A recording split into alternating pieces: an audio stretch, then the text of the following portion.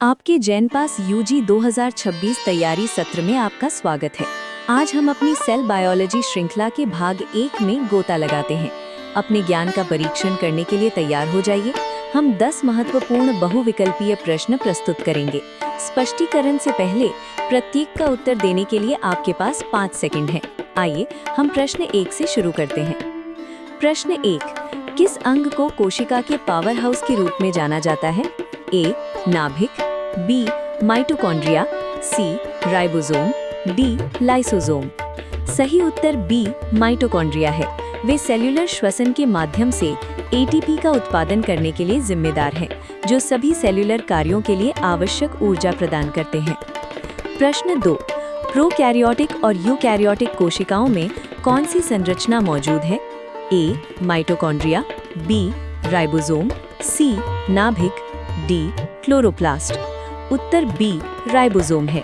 Ribosome protein संश्लेषण के लिए आवश्यक है और सभी जीवित कोशिकाओं में पाए जाते हैं, चाहे उनकी जटिलता कुछ भी हो। प्रश्न 3, कोशिका की खोज का श्रेय किसे दिया जाता है? A, Robert Brown, B, Antonie van Leeuwenhoek, C, Robert Hooke, D, Schleiden. सही विकल्प सी, रॉबर्ट हुक है। 1665 में हुक ने कॉक कोशिकाओं का अवलोकन किया और उनके बॉक्स जैसी उपस्थिति के आधार पर सेल शब्द गढ़ा। प्रश्न 4, प्रोटीन संश्लेषण के लिए कौन सा अंग प्राथमिक स्थल है? ए, लाइसोसोम, बी, गोल्जी बॉडी, सी, राइबोसोम, डी, रिक्तिका। उत्तर सी, राइबोसोम है।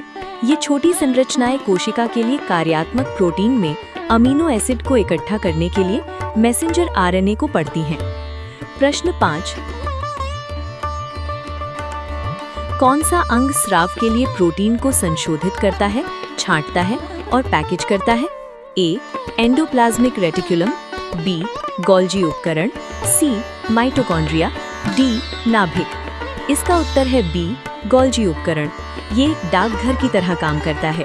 प्रोटीन को उनके अंतिम गंतव्य पर भेजे जाने से पहले प्रसंस्करण करता है। प्रश्न 6, एक कोशिका जिसमें एक अच्छी तरह से परिभाषित नाभिक का अभाव होता है, उसे क्या कहा जाता है? ए, यूकैरियोटिक, बी, प्रोकैरियोटिक, सी, पशु कोशिका, डी, पादप कोशिका। सही उत्तर बी, प्रोकैरियोटिक है। बैक्टीरिया जैसे जीव प्रोकैरियोटिक होते हैं, जिसका अर्थ है कि उनकी आनुवंशिक सामग्री परमाणु झिल्ली के भीतर संलग्न नहीं है। प्रश्न 7, कोशिका की किस भाग में आनुवंशिक सामग्री या डीएनए होता है? ए, साइटोप्लाज्म, बी, नाभिक, सी, कोशिका भित्ति, डी, राइबोसोम। सही उत्तर बी, नाभिक है। नाभिक नियंत्रण केंद्र के रूप में कार्य करता है, डीएनए की सुरक्षा करता है और कोशिका वृद्धि और प्रजनन का समन्वय करता है।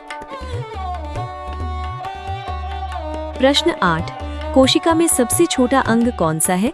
ए, लाइसोसोम, बी, राइबोसोम, सी, माइटोकॉन्ड्रिया, डी, रिक्तिका। उत्तर बी, राइबोसोम है।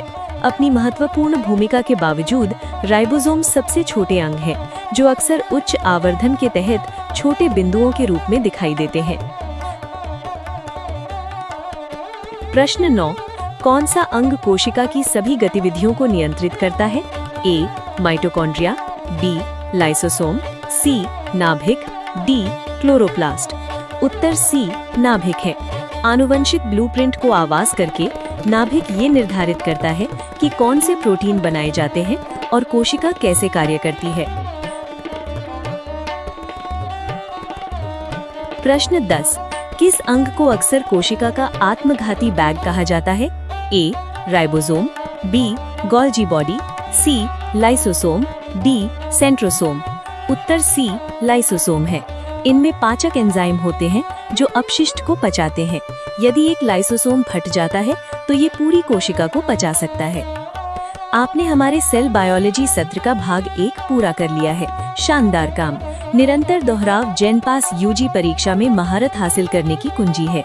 हमारे अगले वीडियो में हम कोशिका झिल्ली का पता लगाएंगे। सब्सक्राइब करें और भाग 2 के लिए नोटिफिकेशन घंटी दबाएं। जल्द ही मिलेंगे। क्या आप चाहते हैं कि मैं भाग 2 के लिए सेल मेम्ब्रेन पर एक समान अभ्यास प्रश्नोत्तरी उत्पन्न करूं?